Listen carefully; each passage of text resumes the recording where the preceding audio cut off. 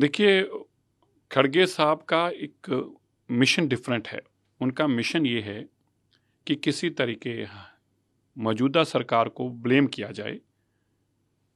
किसी की share value कम हो रही है, किसी की ज़्यादा हो रही है। ना तो ज़्यादा होने का श्रेय जो था कभी बीजेपी ने मांगा और ना कम होने का हमें उसका कोई ब्लेम मिल सकता है। क्योंकि आपने एलआईसी की बात की, एलआईसी ने खुद सामने आके कल परसों स्पष्टीकरण दिया कि उनका 36,000 करोड़ रुपया कुछ रुपया था, जो 56,000 करोड़ 20,000 करोड़ रुपया फालतू अभी तक उनका बना हुआ है, प्रॉफिट गेन किया उन्होंने।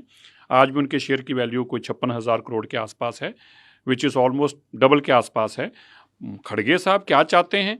क्या खड़गे साहब ये चाहते हैं कि अब एलआईसी अपना पैसा जो है वो खड़गे साहब के कहने पे डुबा दे?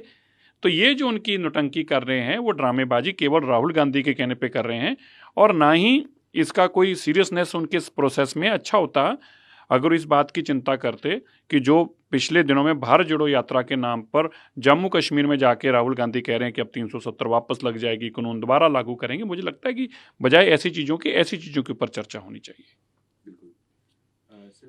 पार्लियामेंट एक हमारी सबसे ताकतवर भी और एक पवित्र स्थान है जिसके ऊपर हर कोई आके अपनी बात रखने का एक अच्छा प्लेटफॉर्म है। लेकिन कांग्रेस किसी भी सूरत में उसको चलने नहीं देना चाहती। उसके लिए वो रास्ते नए नए निकाल रहे हैं। वो कह देंगे अच्छा ये वाला काम करेंगे तो कहेंगे नहीं ये वाले नहीं इस तरह से करोगे, अच्छा इस तरह नहीं इस वाला इस तरह से करोगे। तो इसलिए उनका पर्पस क्या है? उनका पर्पस यह है कि हाउस किसी तरीके ना चले, उसको रोका जाए।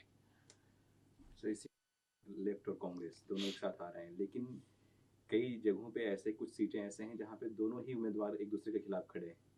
क्योंकि आइडियोलॉजी नहीं है ना, कुछ भी पर्पस सत्ता हासिल करनी है। बीजेपी का पर्पस सत्ता हासिल करना नहीं है। बीजेपी का पर्पस देश को मजबूत करना है, स्टेटों को मजबूत करना है। लेकिन कांग्रेस और इकट्ठे क्यों हो रहे हैं? क्योंकि इनका पर्पस तो राज सत्ता हासिल करना, हालांकि आइडियोलॉजी डिफरेंट है, इसलिए दिक्कतें आएंगी और फिर कहेंगे हमारी वोटें बट गई। तो भाई जब तुम काम ही ऐसे करोगे हारोगे ही। हारने के लिए तुम चुनाव लड़ रहे हो, जीतने के लिए नहीं। जीतने तो बीजेपी नहीं है वहां पर। आरएसएस लीडर दत्तात्रेय देश के जाने माने वकील महेश चंद्रानी, जो डॉक्यूमेंट्री मोदी जी के खिलाफ बनाई गई थी बीबीसी के द्वारा, ये कह रहे हैं कि बीबीसी को उस डॉक्यूमेंट्री बनाने के लिए चाइनीज कंपनियों ने फंडिंग करी। देखिए, ये तो बड़ा स्पष्ट है। मैंने जिस दिन डॉक्यूमेंट्री बनी थी मैंने उस दिन ये कहा था कि इसके पीछे को फंडिंग कर रहा है। क्योंकि बीबीसी जिस तरह से उनका फाइनेंशियल जो हालात थे वो पहले कुछ अरब मुल्कों से पैसा लेते थे और उनका प्रोपोगंडा करते थे, तब भी वो भारत के खिलाफ बोलते थे। अब उन्होंने को ये पैसा पिछले दिनों में एक दो फ़ोन मोबाइल कंपनी जो थी, हवाई वगैरह जो कंपनीज थी, उन्होंने पैसा फंडिंग की थी। बीबीसी के पास उनका पैसा आया है चाइना सरकार के माध्यम से और जो उन कंपनियों ने पैसा दिया है उसके एवज में उन्होंने बीबीसी को ये कहा है कि आप ये वाला प्रोपोगंडा लेके आइए, वरना आप बताएं 2002 की रिपोर्ट आपको 1984 की रिपोर्ट नहीं याद आई? देश के अंदर 1990 में 91 में जिस तरीके जम्मू कश्मीर के अंदर पलायन हुआ, आपको उसकी चिंता ना हुई?